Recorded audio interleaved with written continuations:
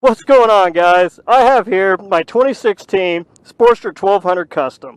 I bought this bike brand new in 2016, and I actually ordered it through the HD1 program. I went online, and they had all kinds of different options you could add. But what I chose to do was I chose this color, the Amber Whiskey Vivid Black Deluxe. I fell in love with it. I lusted after this color for several years, and it's one of the main reasons why I chose this bike, among many other reasons, which I'll get to in another video. But, so I had it, I spec'd it out online, printed it out, went down to my local Harley-Davidson dealership, took it into the sales office, handed them the piece of paper, and said, let's make it happen. They get on the phone, they call Harley-Davidson, and 4 excruciatingly long weeks later, I had my beautiful bike, which you see here. Of course, it didn't look like this when I got it. It was all stock, but yeah. But right now, I'm going to go over some of the things that I've actually done to this bike. It has the Stage 1 with the Screamin Eagle heavy breather, the Twin/3 slip-ons, and it is tuned with the Fuel Pack 3. Moving on down here, we've got the Air Flow collection timing cover. We've got some Aftermarket foot pegs, which are absolutely wonderful. Have them back here on the back. Love the hell out of those guys. Quick free mod to these bikes. If you have a 1200 Custom, flip your mirrors down. Cleaned up my line of sight, and I can see a heck of a lot better looking behind me because all I got to do is glance down, and there it is. We did a LED headlight, smoked out turn signal lenses front and rear, with some LED bulbs inside. I did the little black covers for the axle. Chrome crash bar, absolutely wonderful. Hope I never have to use it, knock on wood. But these things are great. I don't really care for the look. I mean, it's kind of grown on me, but it's just a little extra insurance. You know, if you were to go down or drop the bike, and at least give you a chance of getting home. That way you don't bend your shifter up or anything. I'll do a video on crashing. Trust me, it sucks. If you've been down, you know what I mean. I added some docking hardware back here for my wife.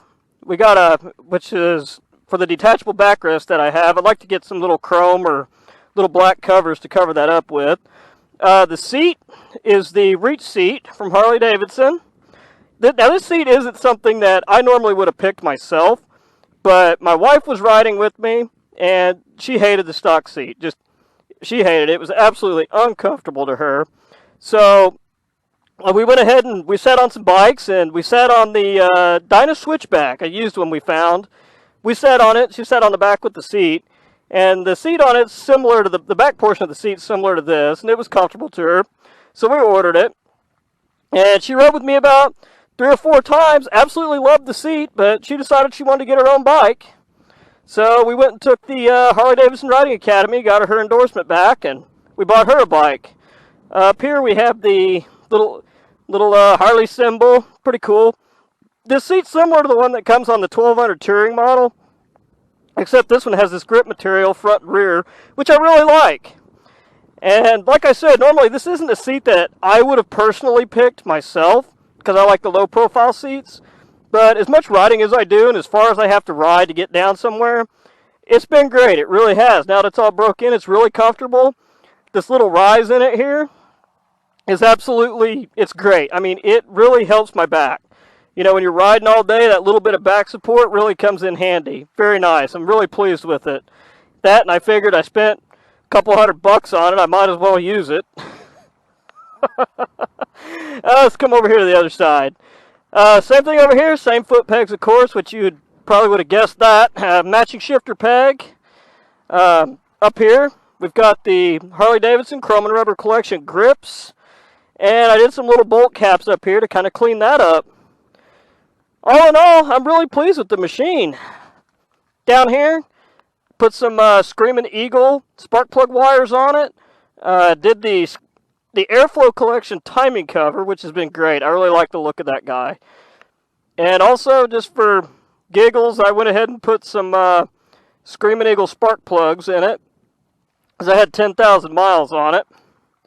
And as I mentioned earlier, I had some LED bulbs in here, but this is a CAN bus bike, so the LED bulbs are a cheap alternative to the inserts, and they look good. I mean, they really do. I'm pretty happy with the way they look.